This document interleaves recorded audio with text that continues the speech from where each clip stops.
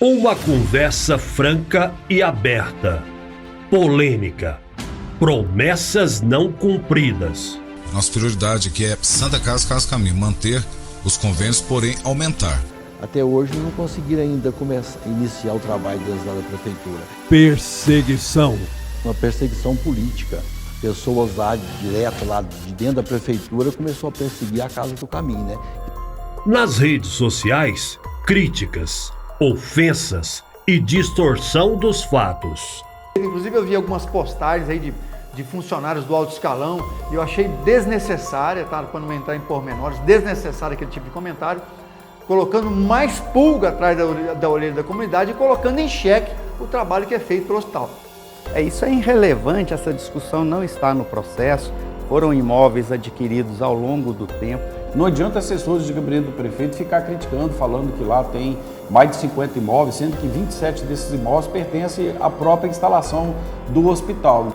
O outro lado da Casa do Caminho, contado com exclusividade pela nossa reportagem. Comunicado importante. No último dia 13, um comunicado divulgado pelas obras assistenciais Casa do Caminho, informando o fechamento do hospital, pegou a população de surpresa. No entanto, para evitar que os problemas relacionados à saúde saíssem ainda mais do controle, a Justiça Mineira interviu e impediu o fechamento.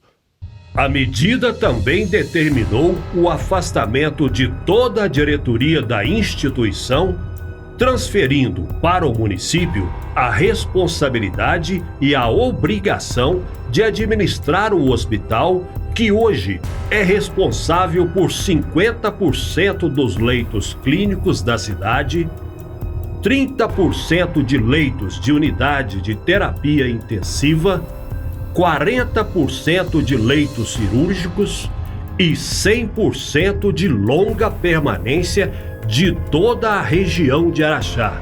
O Ministério Público também indicou a servidora de carreira Carla Fernanda Ribeiro como interventora do hospital durante um período de 6 meses, prazo que poderá ser prorrogado até que as investigações sejam concluídas e os problemas sanados. Mas, segundo o advogado da Casa do Caminho, a instituição não pretende voltar a administrar o hospital. Segundo ele, a decisão da Justiça atende os objetivos da entidade. Então isso traz até uma certa tranquilidade para a casa da não descontinuidade dos trabalhos e dos trabalhadores manterem seus empregos. Era o que vinha sendo tabulado desde agosto e que isso será levado ao processo, porque o processo, é bom destacar que foi determinada a intervenção, mas a condenação é do município e do estado para que eles mantenham a estrutura em funcionamento. Com a decisão, a Casa do Caminho passou a se dedicar única e exclusivamente ao tratamento de cura e às reuniões espirituais que acontecem todos os sábados aqui na Casa de Oração e que, inclusive, reúne caravanas de todo o Brasil. Nós não podemos esquecer de forma alguma a história que a Casa do Caminho tem com a cidade de Araxá, os relevantes serviços prestados pela sua administração. Ali tem uma questão assim, muito interessante, que o gestor da época, o mestre Tadeu, ele sempre cuidou muito da parte espiritual, da parte mental e também do corpo, que é justamente essa questão voltada para a saúde. Nós temos que entender que Araxá sempre teve e foi mantido ali na Casa do Caminho a ala de psiquiatria, que são poucas cidades que dá a atenção devida a esse serviço. Então ali tinha o Hospital Dia, que era justamente para as pessoas com distúrbios mentais. Tem a longa permanência também, que foi um serviço prestado com bastante qualidade ao longo do tempo. Então muita coisa boa foi feita ali, além do templo religioso, né, que sempre buscou e foi voltado à espiritualidade. Isso nós não podemos esquecer e saber que a Casa do Caminho ela sempre demonstrou e ofereceu para a cidade de Araxá e toda a região um serviço de muita excelência.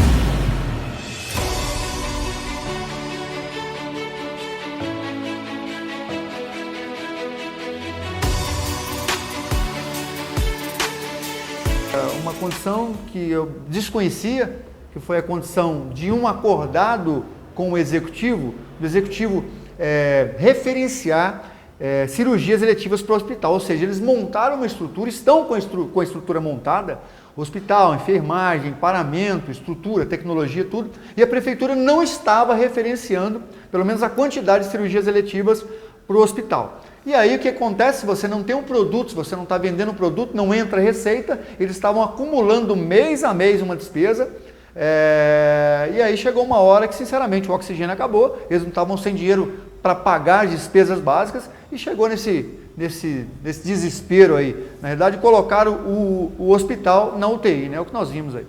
Com a destituição de toda a diretoria, Tadeu foi impedido de usar, inclusive, este quarto, onde viveu durante mais de 40 anos.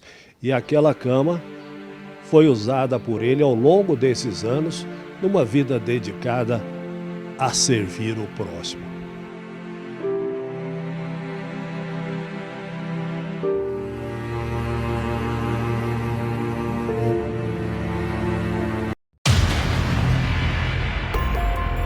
Já não pode contar muito dinheiro da prefeitura para manter o hospital, não. Tadeu, como tudo começou? Casa do Caminho, a gente iniciou ela 22 de abril de 80. Mas antes disso, eu já fazia esse trabalho, minha mãe fazia esse trabalho nas periferias, dar banho nos doentes, limpar as feridas, e eu era o secretário dela, eu acompanhei minha mãe quando eu tinha 8 anos de idade. Então fiquei acompanhando minha mãe não tinha uma obra, né? E acompanhei minha mãe na minha parte de criança, na minha infância, né? E depois, com o passar dos anos, que foi 22 de abril de 80, que eu fui criar a instituição. Né? 22 de abril de 80, nós começamos a Casa do Caminho. Começou no meu quarto com 2 paralíticos. Tadeu, com relação ao hospital psiquiátrico, o senhor chegou a conversar com o prefeito sobre isso? A parte psiquiátrica a gente parou porque as dívidas foram aumentando também, né? A gente não estava mais conseguindo manter o hospital psiquiátrico. Aí a gente fechou, né? E com essa nova gestão agora, a gente ofereceu para o prefeito a parte psiquiátrica e ele interessou. Olha, eles têm vindo aqui de vez em quando, vai lá, dá uma olhada, sabe? Então tem 2 anos de estudo ainda. É um valor muito alto, você vê, a Casa do Caminho hoje tem uma folha de pagamento de 600 mil. Pra você ter uma ideia, um talão de energia aqui é 50 mil. Então hoje, e depois da pandemia, parece que ficou mais difícil ainda. Tudo subiu, medicamento subiu demais, e a gente percebeu aí que não dá mais para segurar, sabe? Por mais que Deus vai providenciando, não dá. Nesta administração, o senhor recebeu algum tipo de contribuição, de ajuda, por parte da prefeitura? A prefeitura, na verdade, ela repassa dinheiro do SUS, né? Que esse dinheiro vem federal, né? Passa pelo Estado e a prefeitura que repassa, né? E a prefeitura, na medida que pode, ajudava em alguma coisa, né? Mas a gente não pode contar muito dinheiro da prefeitura para manter o hospital, não.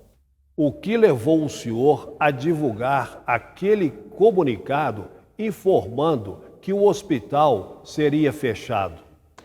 A gente recorreu à secretária de saúde, juntamente com a Carla, que ela que faz a gestão dos hospitais. A gente encontrou com eles assim umas 3 ou 4 vezes, mostrando que a gente estava devendo, né? E a dívida estava aumentando, que estava ficando insustentável. E a gente foi recorrendo, aí chegou um ponto, a gente viu que eles não iam ajudar. A própria secretária, a última vez que tive com ela, que foi recente, ela falou que a prefeitura também estava passando por apuros. Isso foi a conversa da secretária de saúde, que a prefeitura também estava sem condição de ajudar. A diretoria sempre lhe mantinha a par do que estava acontecendo? Já eu acompanho. O senhor sabia dessa Sabia. A gente vem lutando para sobreviver aqui já tem um tempo, né? Só que para endividar assim, nesses 42 anos, endividar mesmo foi a primeira vez que a gente endividou, nesses 42 anos, sabe? O senhor acredita na sua diretoria que foi destituída? Foi, até porque eu acompanho tudo, né? Não fica só na mão da diretoria, eu também acompanho. Tadeu, com relação aos imóveis adquiridos ao longo desses anos, quantos imóveis são? Existe algum imóvel adquirido recentemente? De que forma esses imóveis foram adquiridos e quais são as utilidades desses imóveis e onde eles ficam? 27 imóveis desse é a Casa do Caminho, que a Casa do Caminho cresceu na medida que a gente foi comprando as casas dos vizinhos. E a gente não conseguiu unificar essa escritura, porque o hospital nunca deu tempo, até porque você unificar a escritura fica caro. Então, 27 imóveis está aqui dentro, que é a construção de toda essa obra. E o restante dos imóveis é um que nós temos no Camuá, né? Que é uma área que sempre ajudou muito, porque a gente sempre usou ela para fazer algum financiamento no banco para manter a casa. A gente fez uns 2 ou 3 financiamentos, dando essa área de garantia, né? E nós temos uma outra área aqui no Armando Santos, né? E nós temos um rancho no Marmelo. Esses são os imóveis que nós temos. E esses imóveis... E agora, nesse final de ano, a gente pôs eles à venda. Mas assim, para quitar a folha de pagar, para quitar as dívidas e para quitar a demissão dos funcionários. Seria a continha de quitar o déficit o acerto mesmo com os funcionários. O acerto com o funcionário ficaria em 2.600.000, não é isso? O doutor Carlos acompanhou todo esse processo. E mais a dívida nossa. Então, os imóveis ia ser a continha. Só que imóveis, fim de ano, você não vende de repente. A gente pôs à venda, mas não vende, né? Esses imóveis nós pôs à venda desde novembro e não conseguiu vender. A propriedade rural existente nas proximidades do córrego Marmelo, de que forma essa propriedade era usada pela Casa do Caminho?